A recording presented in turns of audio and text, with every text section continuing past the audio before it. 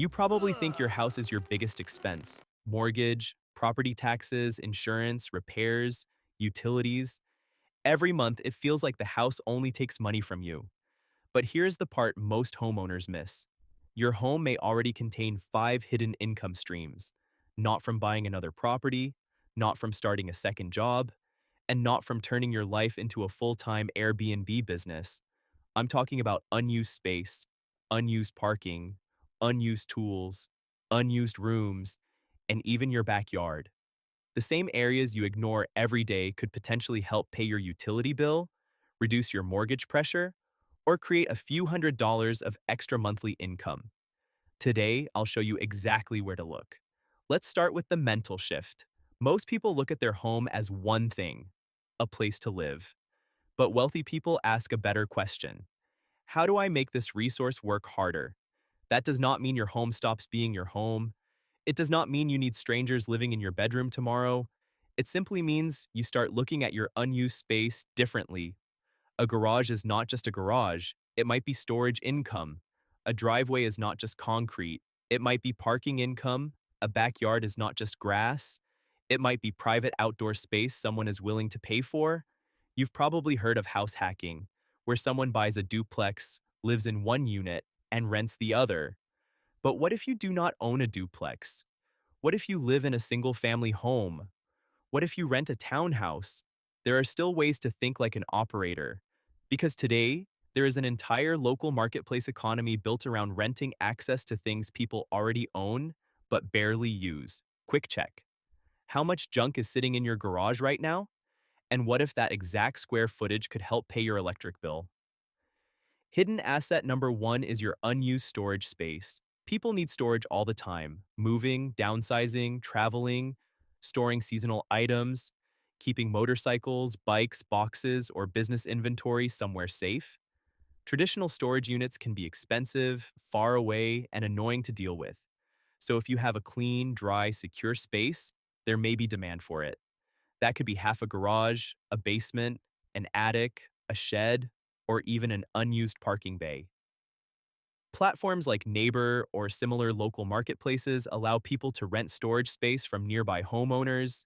You set the rules, you decide what you are comfortable storing, you decide when access is allowed, and instead of your empty space collecting dust, it can become a small monthly income stream. Now, this is not completely hands-off.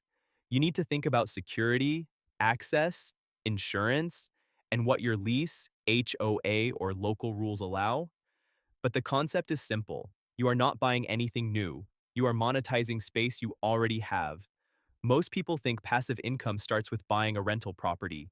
Sometimes it starts with cleaning one corner of your garage. Hidden asset number two is your driveway or parking spot.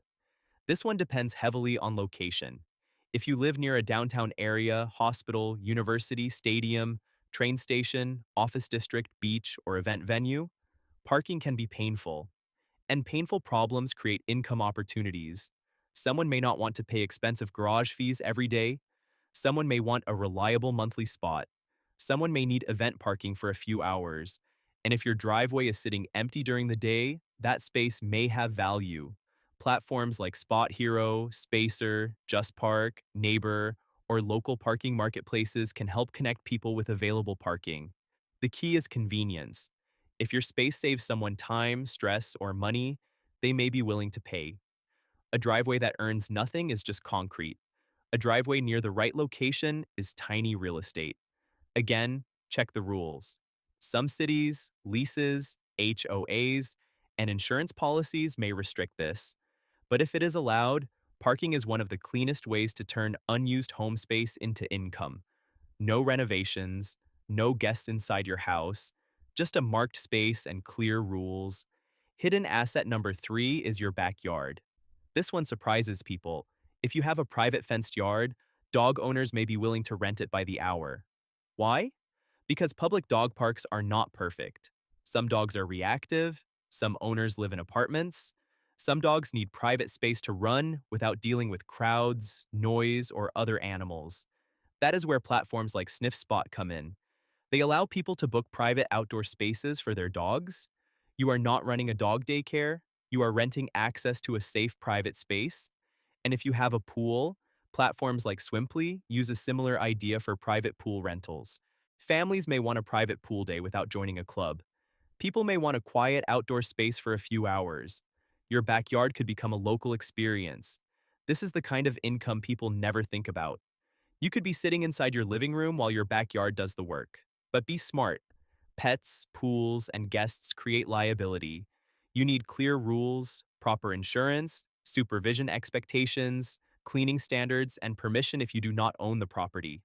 This can work, but only if you treat it like a real business, not random strangers wandering into your yard. Hidden asset number 4 is not a room. It is the stuff inside your home: tools, equipment, gear. Think about how many things people buy, use once, and then leave sitting for years. A power washer, a carpet cleaner, a ladder, a lawnmower, a camera lens, a projector, a folding table, a tile cutter, a pressure washer.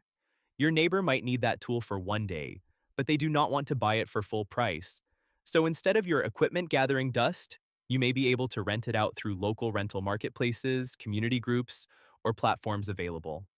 The logic is simple. If someone only needs a tool once or twice a year, renting can make more sense than buying. And if you already own the tool, renting it out can help recover some of the cost. A tool sitting unused in your shed is not an asset. It becomes an asset when it starts producing income. Just make sure you protect yourself. Use deposits where possible. Take photos before and after. Create clear return rules. And do not rent out dangerous equipment unless you understand the liability. This is income potential, not a reason to be careless. Hidden asset number 5 is the spare room, but not in the way most people think. Yes, you could get a roommate. Yes, you could use short-term rental platforms if your area allows it, but not everyone wants someone sleeping in their house. So here's the reimagined version. What if the spare room became a daytime office? Remote work changed how people use space. Some people work from small apartments, some have kids at home, some need a quiet place for calls, some just want a professional workspace close to home. That means your spare bedroom, finished basement, garage office, or backyard studio could potentially be rented as a private workspace during business hours. Not overnight, not weekends, just scheduled work blocks. Platforms like Radius and local workspace marketplaces are built around this idea in some areas. A spare room does not have to become a bedroom rental. It can become a weekday office that gives you your house back at night. This is where the opportunity becomes flexible. You can decide what level of access makes sense: a full spare room, a detached office, a quiet studio, a meeting space, or nothing at all, if privacy matters more to you. The point is not to force it. The point is to realize your home may have options you have never priced before. So here is the real takeaway. Your home may be expensive, but parts of it may also be underused. Storage space, driveway space, backyard space, tools and equipment, spare rooms. Each one could become a small income stream if the demand exists in your area and the rules allow it. But do not skip the boring stuff. Check your lease, check your HOA, check your insurance, check local laws. Think about safety, access, privacy, and liability before you list anything, because the goal is not to create chaos. The goal is to turn unused value into controlled income. If you want to audit your own house, download the free home income audit checklist below. It lists the spaces, the platforms, the safety questions, and the simple math to estimate what your home could realistically make. Your house may still be an expense, but with the right strategy, it does not have to be only an expense. If you learned something new today, hit subscribe. I break down practical money systems like this every week. See you in the next one.